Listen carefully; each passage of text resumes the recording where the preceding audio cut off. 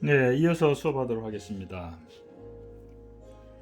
자, 그렇다고 해서 복지제도가 무조건 다 좋다는 얘기를 하는 것도 아니에요. 무조건 좋은 건 아니다. 왜냐? 복지도 복지 나름입니다. 예를 들어서 낙인 효과라는 게 있어요. 그 복지에도 선별적 복지와 보편적 복지라는 게 있잖아요. 이 반대되는 게 이제 보편적 복지라고 하는데요. 이 선별적 복지라는 거는 특히 그 어려운 사람이나 그런 사람들에게만 골라서 혜택을 주자 이런 얘기입니다. 그러면은 모두에게 주는 것보다는 훨씬 적은 비용을 할 수 있고 더 집중적으로 할 수 있다. 뭐 이런 주장을 해요.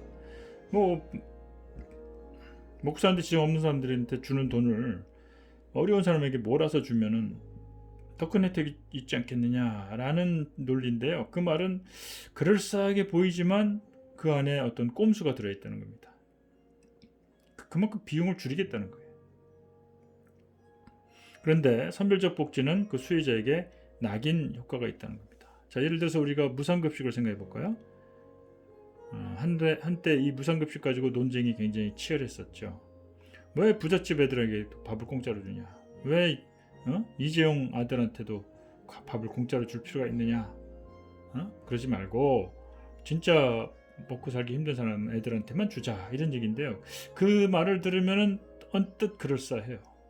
그러나 만약 여러분들이 학생이고요, 부모님이 어려워서 무상급식을 받는 대상자가 됐고 그 한 클래스에 뭐 50명 중에 한 10명 정도만 정말 도시락 싸올 수 없고 뭐 이래서 그런 경우라고 칩시다. 그럼 그런 학생들 골라서 50명 모두에게 주는 게 아니라 10명에게만 골라서 주는 거예요. 그럼 10명들 누가 받았다는 거 학생들 사이에 알려지지 않겠습니까?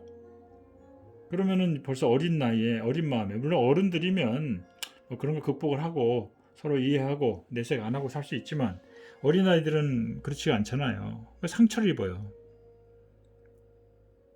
자, 그걸 확대해서 일반 사회 전체를 볼 때도 이런 식으로 선별복지를 하게 되면은 거기에도 이런 낙인 효과가 이어져서 나온다는 겁니다. 그리고 중요한 거는 보편적 복지를 하면요. 우리 코로나 때 전 국민에게 돈을 준 적이 있어요. 뭐 4인 가족 기준 뭐 100만 원씩 막 주고 그랬지 않습니까? 그랬을 때 진짜 뭐 어려운 사람들에게만 주는 게 아니고 모든 국민 누구나 다 받아갈 수가 있었어요. 그런데 이제 뭐 제 얘기를 하자면 우리 같은 경우는 뭐 안정적인 그 급여를 받으니까 굳이 없어도 괜찮아요. 안 받아도 돼요. 그런데 일부러 받아봤습니다. 그랬더니 괜히 기분이 좋은 거예요.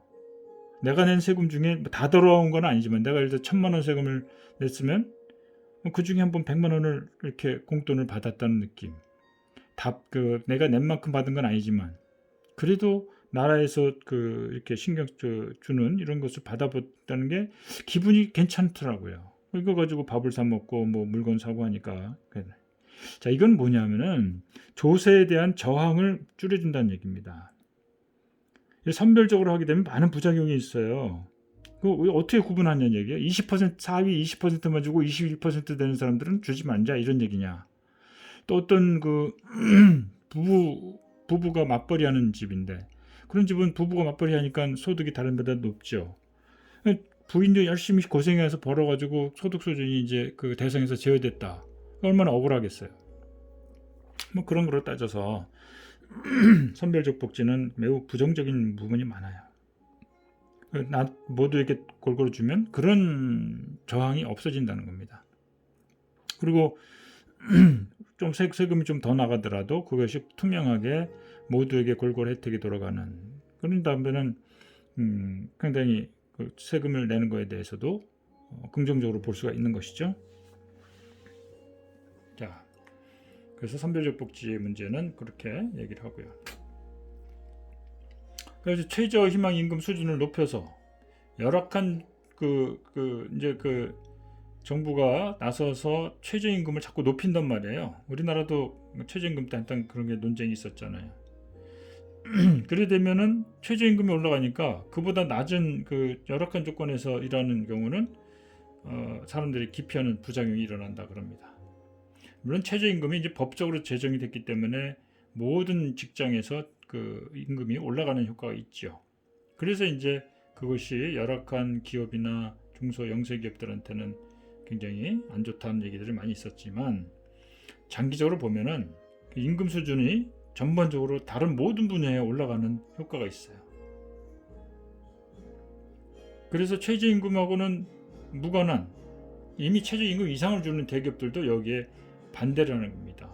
왜냐하면 그게 간접적으로 결국은 대기업에게도 임금 인상의 압박이 되는 거예요. 왜 대기업들을 왜 젊은 사람들이 선호합니까? 중소기업보다 연봉이 높으니까 가는 거예요. 예를 들어서 중소기업에 2,500 받는데 대기업 가면 4,000을 받는다. 근데 중소기업이 예를 들어서 그 일반 최저임금을 올림을 해서 만약에 3,000까지 올라갔다. 그럼 대기업은 격차가 줄어드니까 우수한 인재를 계속 뽑으려면 4,000 주던 걸 4,500으로 올려줘야 되는 그런 연쇄 효과가 있는 것이죠. 그래서 반대하는 거로 보이고요. 또 한 가지 이제 미국의 경우와 유럽의 경우를 한번 비교를 해볼 텐데요. 미국과 유럽. 좀 지저분하니까 좀 정리할까요?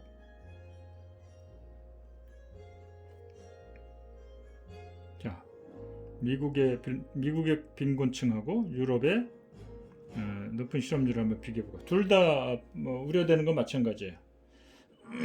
미국은 열심히 일해도 빈곤에서 벗어나지 못하는 그 빈곤층이 굉장히 많아요. 여기 뭐 정부가 그 노동자들의 조건을 개선하려는 그런 제도적인 장치가 유럽에 비하면 많이 빈약하지요. 한편 유럽은 실업률이 많이 높아요. 정부가 많이 보장해 주니까 어느 것이 더 좋은가가 아니고 어느 것이 덜 나쁜가를 한번 생각해 보라는 겁니다. 한번 생각해 보세요. 열심히 일해도 참 먹고 살기 힘든 그런 상황하고 좀 실업 상태이긴 하지만은 생활이 안정이 되어 있는 거. 물론 이게 꼭 실업자가 많은 게 좋다는 의미는 아닙니다. 피치 못해서 실업자가 되죠. 산업구조조정이나 이런 과정을 통해서. 그렇지만 안정이 돼 있어요. 미국 같은 경우에는 정말 그런 정부에서 지원해 주는 게 너무 약하니까 그냥 발버둥 치면서 열악한 환경에서 일할 수밖에 없어요. 아무리 열심히 일을 해도 가난에서 벗어나지 못합니다. 자, 우리나라도 그렇죠. 택배 근로자들이라든가 뭐 배달하는 사람들, 대리운전하는 사람들, 그런 사람들 필수 노동자라고 그러잖아요. 건물이나 이런데 그 파견 업체에 들어가서 청소하고 그런 용역 업체에 다니는 사람들, 또 비정규직 근로자들 참 눈물겹게 살아가는 게 완전히 좀 처참해요. 나는 그런 생각이 들어요. 그런 분들을 보면은 고대 시대 또는 뭐 중세 시대 노예나 농노 얘기를 하지만은 현대판 자본주의 사회가 뭐 옛날보다 더 사람들이 살기 좋은 나라가 됐을까요? 사회가 됐을까요? 뭐 물질적으로는 좀 더 편리한 생활을 할지 몰라도 참 그 생명을 유지하기 위해서 생활을 유지하기 위해서 뭐 투잡, 쓰리잡 뛰고 목숨 걸는 위험한 그 질주를 하고 위험한 작업장에서 일하다가 산업재해로 죽고 다치고 이런 것들이 너무나 일상화돼 있어요. 그런 걸 보면은 참 과연 우리 사회가 또는 현대 자본주의 사회가 올바른 방향으로 가고 있는가 하는 것에 대해서 심각한 고민을 가지게 만듭니다. 자, 그래서 이 부분들 한번 생각해 볼 필요가 있어요. 자, 그렇고. 자, 이러한 단점에도 불구하고 이 복지제도, 즉 노동자에 대한 복지제도, 노동자에 대한 어떤 노동시장에 대한 규제, 또 어떤 지원 정책 이런 것들은 노동자들에게 제2의 기회를 주는 그런 기회를 주는 거게 되기 때문에 노동자들로 하여금 좀 더 개방적이고 유연하게 만들어줍니다. 그래서 산업구조조정이 더 쉬워지기 때문에 경제발전도 촉진할 수 있다는 것이죠. 그래서 큰 정부 또는 복지제도 이것이 사람들로 하여금 변화에 더 개방적이게 만들고 그에 따라서 경제도 더 역동적이게 만들 수 있다. 이게 이제 복지 정책에 대한 긍정적인 평가랍니다. 평가라고 할 수 있습니다. 자, 그다음에 이제 송행강의 반론을 보죠. 북유럽 복지국가라고 하는 북유럽도 완전한 거 아니다. 높은 실업률 때문에 애를 많이 쓴다. 애를 많이 먹는다. 자, 북유럽 국가는 큰 정부를 의미하죠. 북유럽 국가들은 사회가 더 경제가 더 좋은 영향을 받는다는 것이고요. 송행강은 그런 복지를 하는 북유럽 국가들 여기도 심각한 고민이 있다. 꼭 이게 완벽한 게 아니다. 복지를 너무 찬양하고 복지가 마치 모든 만능 해결책인처럼 그죠? 생각해서는 안 된다. 그런 얘기를 하려는 겁니다. 자, 송행강의 얘기는 이겁니다. 큰 정부는 실업자를 장기 실업에 안주하게 만든다. 돈이 계속 나오니까 굳이 뭐 새로 일자리를 구할 필요가 없다 해서 장기 실업이 늘어나는 거. 물론 그거를 부정할 수는 없어요. 한번 봅시다. 자, 소득 재분배 정책, 복지 정책 이런 걸 통해서 직업 탐색 비용을 낮춤으로써 이직을 활성화한다라고 하지만, 자, 그런 인정을 하지만 복지 소득 재분배 정책은 그 부정적인 측면을 보면은 직업 간의 소득 격차를 축소시킨다. 즉 열악한 조건을 개선해 나가니까, 즉 그 전에 저임금에 더 나쁜 조건에서 일하는 사람들이 조건도 좋아지고 또 임금도 더 높아지고, 그러다 보면 그 다른 직종과의 그 격차가 축소되는 것이죠. 그러니까 결국은 근로자들이 그냥 그 저급하다는 말을 쓰면 이제 어폐가 있지만 좀 그렇죠. 다른 것에 비해서 좀 깊이 되는 그런 직업에서도 안주하게 만들고 노력을 안 하게 된다는 얘기죠. 거기서 그냥 빠져나올 노력을 안 한다는 얘기고요. 결국 그런 것들이 재취업을 저해하는 부작용이 된다. 여기서 재취업이라는 말이 이제 좀 더 좋은 직장을 가려고 하는 그런 얘기로 지금 송행강을 하고 있어요. 그러나 장하준이나 지금까지 다른 의미에서 정부 정책에 의한 재취업을 좀 수월하게 해준다는 그런 의미는요, 부득이하게 기존 직장에서 해고당한 사람들에 대한 재취업을 의미하는데, 지금 송행강은 약간 다른 뉘앙스의 얘기를 하고 있어요. 그렇죠? 저소득 그 직업에서 고소득 직업으로 움직이려는 그 이직을 방해한다는 겁니다. 근데 그게 우리 사회에서 그게 굉장히 중요한 문제일까요? 어디서든 자기가 안정적인 생활할 수 있으면은 그 안정적으로 살려고 하는 게 그게 왜 문제가 되는 건지 모르겠어요. 지금 우리가 말하고자 하는 재취업의 문제는 해고당해서 먹고 살 수가 생존의 기로에 서 있는 사람들에 대한 재취업 얘기를 하고 있는데, 다른 얘기를 끄집어들여서 이렇게 주장하는 거, 좀 이분들의 의도가 좀 나는 이해가 안 가는 부분이 있고요. 이 복지 정책은 이처럼 재취업을 저해하는 부작용이 있어서 전직을 촉진하지는 못하고 오히려 장기 실업을 촉진하는 효과가 더 강하다, 이런 얘기를 해요. 장기 실업을 가져온다. 그러면서 이제 몇 가지 뒤에서 데이터를 제기하긴 합니다. 한번 볼까요? 그래서 OECD 선진국들은 복지 지출이나 실업보험 지출 규모가 클수록 장기 실업자의 비중이 높다는 겁니다. 북유럽 국가들을 보면, 특히 북유럽 국가들을 보면은 노동시장의 규제를 완화해요. 그리고 실업보험 수혜자들의 구직 활동을 의무화합니다. 이러한 보완 대책을 씁니다.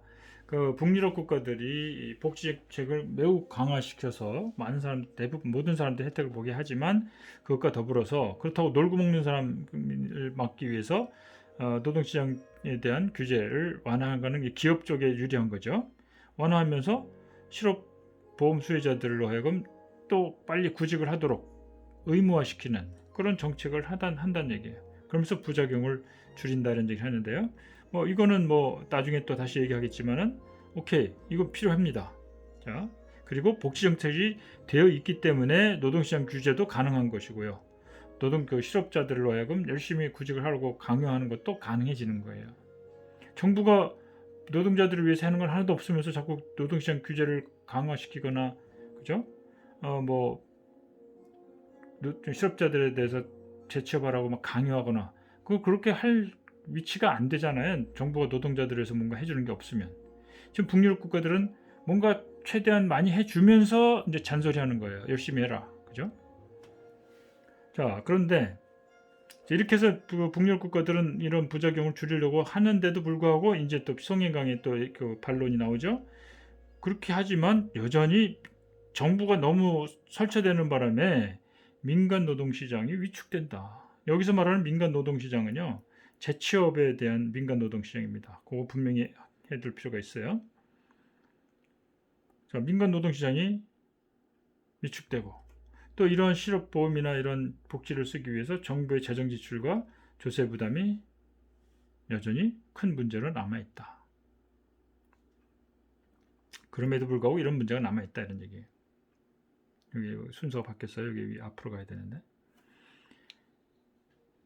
자, 이처럼 그 송인강은 북유럽 국가를 비판하다가 또 긍정적인 얘기를 하다가 또 다시 또 비판을 하고 하여튼 계속 그 비판 기조를 유지하기 위해서 이런저런 논리를 끌어대고 있는 그런 모습을 보이고 있습니다.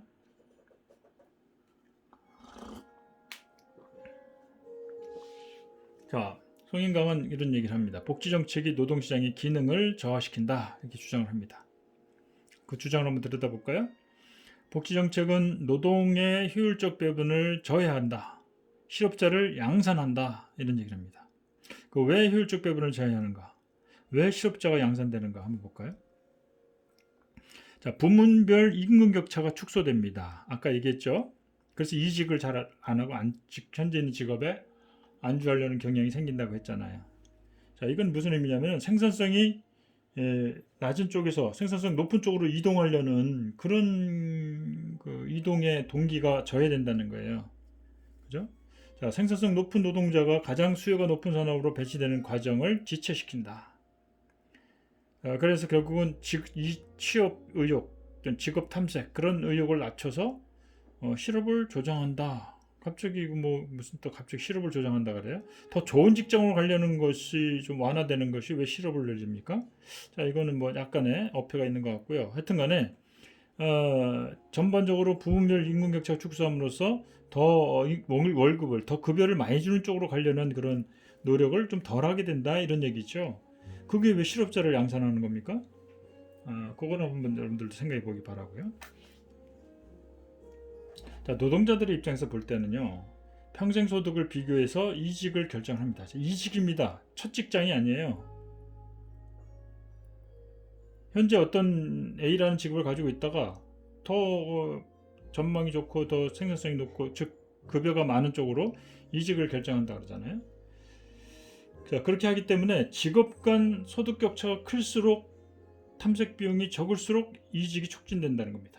그러니까 직업 간 소득 격차가 큰 상태를 유지하는 게 좋다는 거예요. 괜히 정부가 지원을 해서 그 저임금 이런 쪽에다가 임금 올리도록 최저임금을 올리도록 그렇게 압박을 해봐야 그것이 오히려 소득 격차를 그렇게 돼서 줄어들게 되면 노동자들이 생산성을 높여서 더 소득이 높은 쪽으로 올라가려고 하는 그런 동기를 약화시킨다 이런 얘기입니다.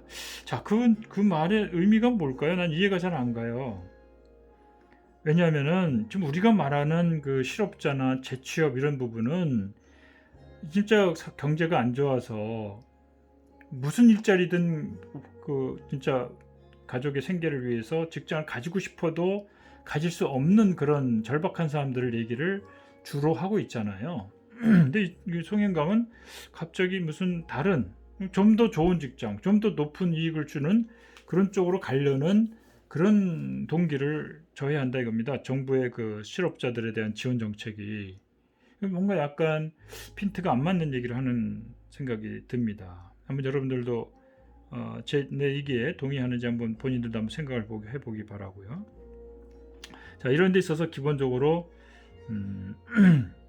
우리가 실업자 얘기할 때는 일반 노동자들, 그죠? 일반 실업자들을 얘기하는데 송인강은 뭔가 뭐 전문직 비슷한 거예요. 뭐 좀 더 생산성이 높고 급여를 많이 주는 쪽으로 이직하는 거. 이건 좀 약간 배부른 좀 안정적인 직장을 가진 사람들 중에 더 높은 소득을 주는 쪽으로 가겠다는 거죠. 예를 들어서 뭐 은행에 있다가 주식시장이 좋으면 증권사에 뭐 보너스도 많이 주고 하니까 은행에 있다가 증권회사로 옮기는 그런 경우도 있었어요.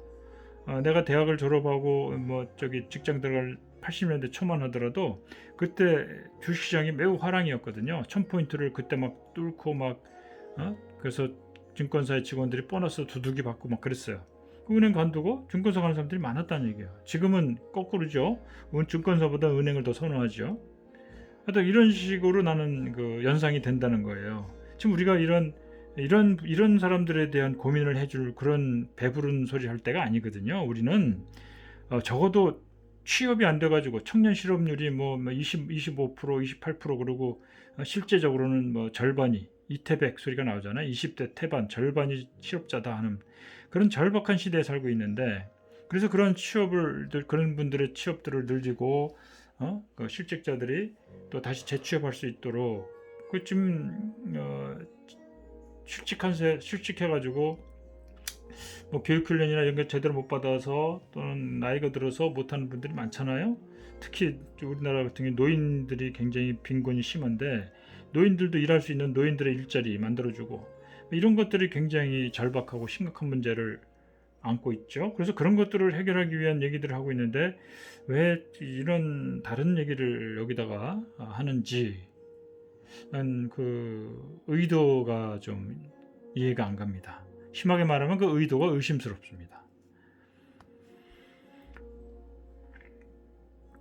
한편 그런데 이제 북유럽 국가들은 오히려 적극적인 노동시장 정책을 통해서 노동시장의 기능을 최대한 보호하고 강화시킨다 이런 얘기를 하고 있어요.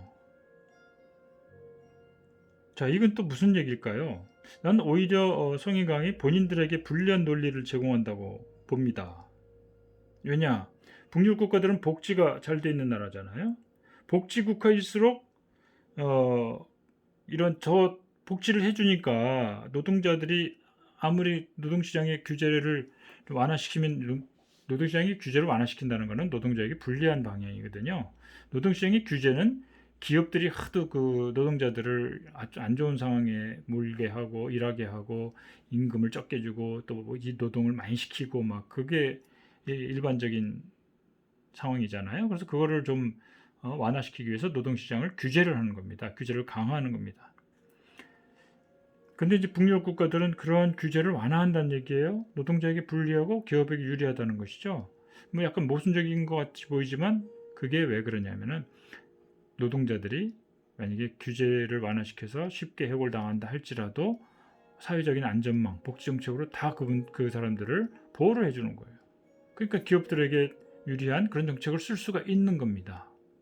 그럼 기업들에게도 유리하고 결과적으로 노동자들에게도 불리하지 않은 그런 상황이 만들어지는 거예요.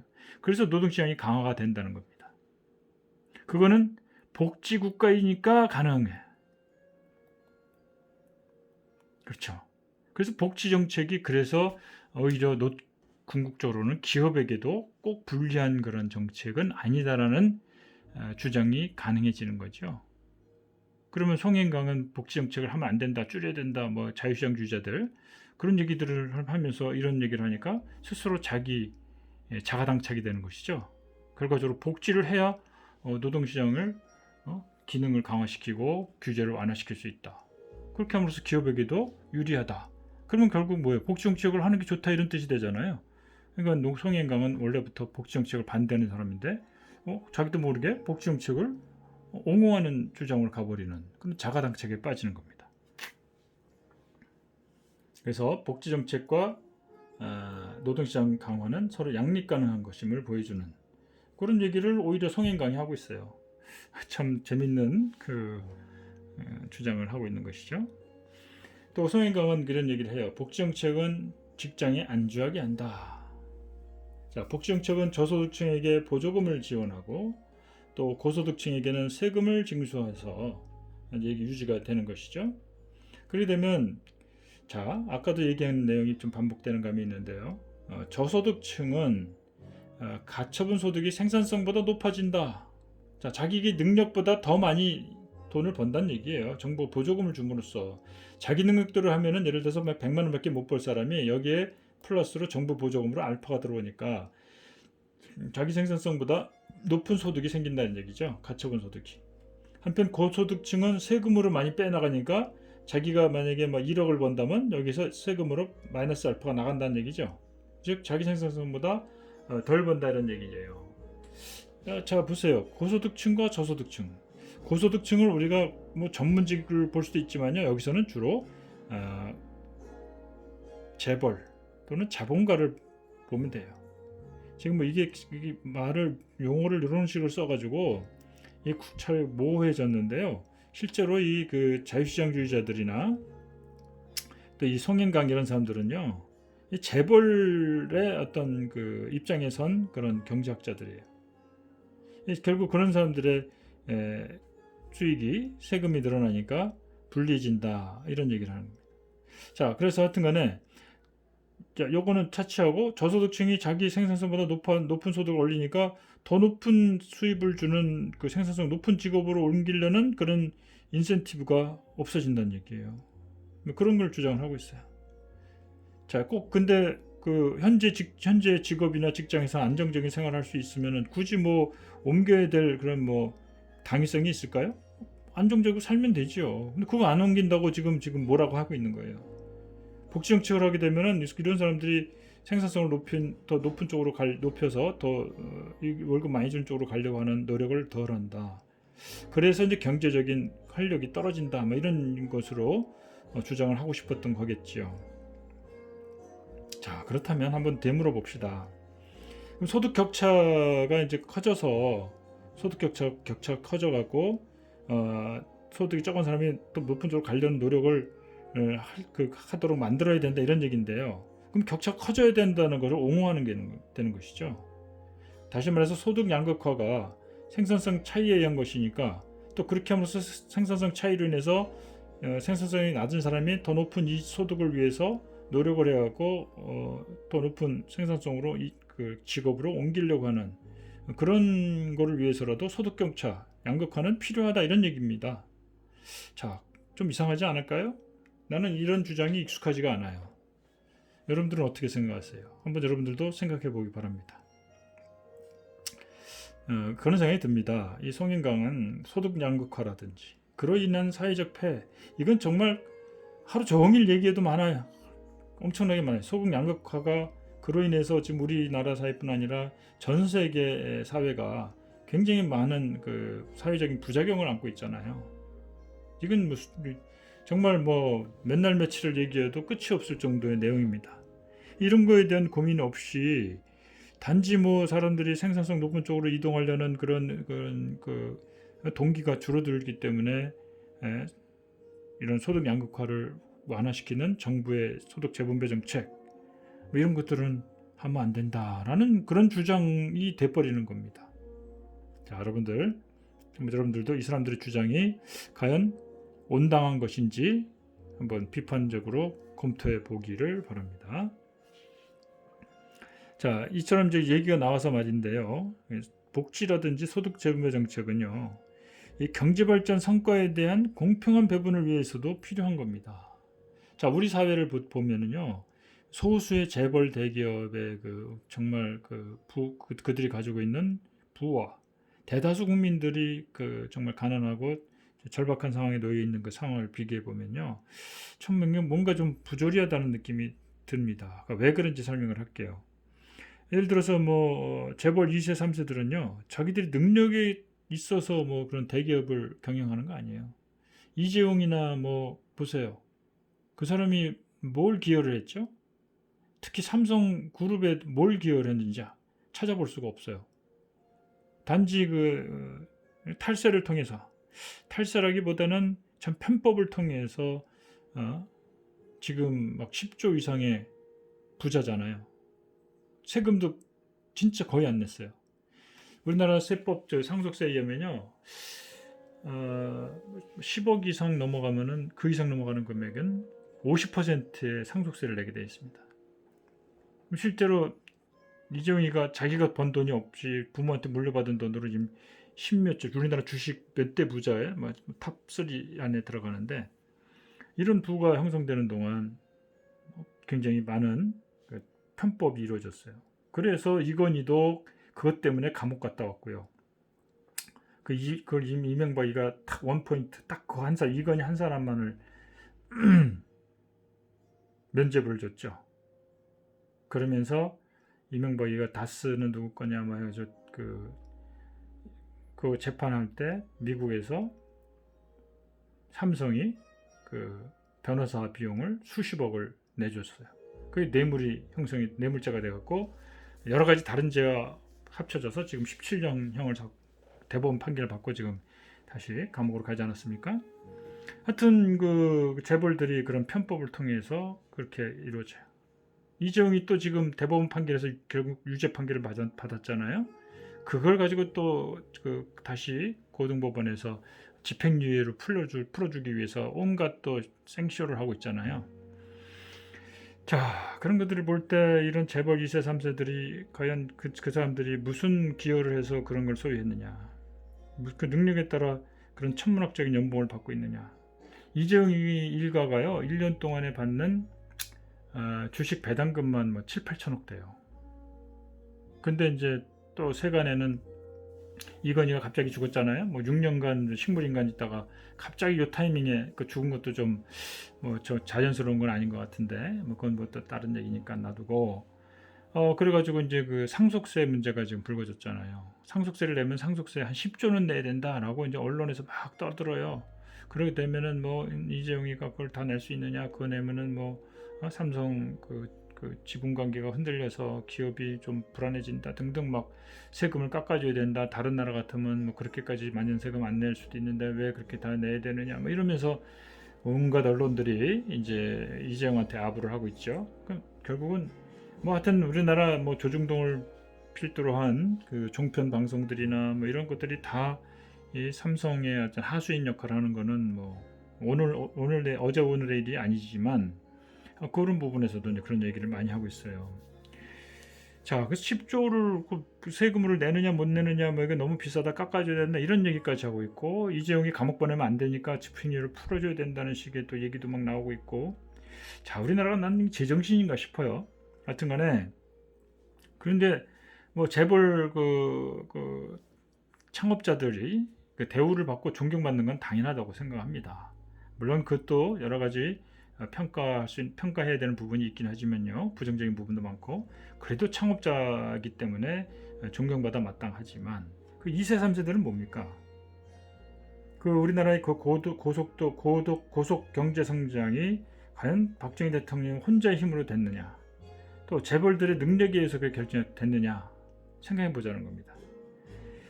실제로 내용을 보면요. 지정학적인 국제 정치 전략에 의해서 미국이 케네디 대통령 때, 그죠?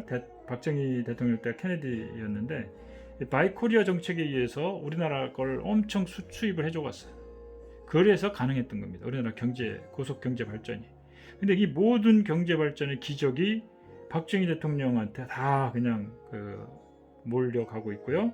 또 재벌들이 그 틈에서 돈을 벌었는데 그 과정에서 사실 그 수출을 하기 위해서 온 국민이 피땀 흘려서 지금 24시간에 막 18시간씩 근무하고 막 그러잖아요. 그래서 그 당시에 막 그 노동자들이 막 분신 자살도 하고 막 그렇죠. 그 잠 안 오는 그런 각성제 약이 있어요. 타이밍이라는 약이 있는데 막 밤새 일을 해야 되니까 뭐 그래 가면서 사실 산업을 해서 수출을 많이 했던 건데 물론 이제 박정희 대통령의 그 지도력도 우리가 무시할 수는 없어요. 하지만 박정희 지도력 하나만 가지고 우리나라 경제가 그렇게 기적을 이룬 게 아니거든요. 외부적으로는 미국의 바이코리아 정책, 내부적으로는 국민들의 피땀 흘린 노력 이런 것들을 우리가 고려를 안 하고 있다는 거예요. 고려를 안 해요. 그러니까 재벌들을 소득 격차 이런 것들을 당연시 생각하고 소득재 분배는 그거 해봐야 사람들 더 게을러지고 그래서 게을러진다는 얘기예요. 지금 여기서 보조금을 주면은 뭐 더 높은 이익을 직업을 옮기거나 하려는 노력을 안 한다 이런 얘기니까요. 사람들이 이런 지원금을 받아갖고 좀 먹고 살만하면은 노력들을 안 하고 게을러진다 이겁니다. 그러니까 그걸 주면 안 된다는 그런 식의 주장으로 귀결이 되는 것이죠. 그러면서 소득 격차와 양극화 이런 것들을 당연한 거로 기정사실화 시켜버립니다. 그래서 그것도 들여다보면 지금 여기서 얘기하고자 하는 건 뭡니까? 내가 얘기하고자 하는 거는 이러한 우리나라의 이런 엄청난 소득 양극화가 당연한 게 아니라는 거죠. 대부분의 국민들이 정당한 몫을 못 받았고 재벌과 일부 소수 특권층들이 그 혜택을 대부분 가져갔다. 우리나라 지금 재벌들이 세계적인 엄청난 부를 축적하고 그런 기업들이 됐지 않습니까? 물론 우리나라가 세계적인 그런 기업을 보유하고 있고 그렇게 된 건 자랑스러운 일이지만 그것과 더불어서 좀 더 사회가 그런 그런 지나친 소득 양극화는 완화시키는 방향으로 가야만 궁극적으로 그런 대기업 재벌들에게도 유익한 결과를 가져올 수 있다는 그런 생각을 가지고 있다는 겁니다. 자, 얘기가 좀 길어졌는데 자, 오늘 수업은 여기서 마치고요. 나머지는 다음 시간에 이어서 하도록 할게요.